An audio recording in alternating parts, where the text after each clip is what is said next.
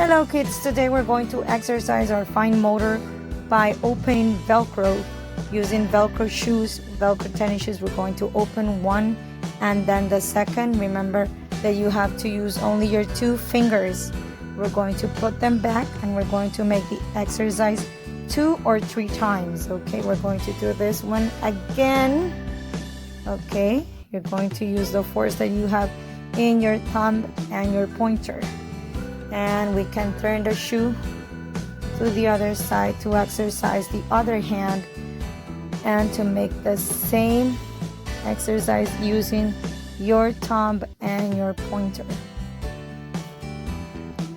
So we're going to do this 2 or 3 times to exercise our fine motor.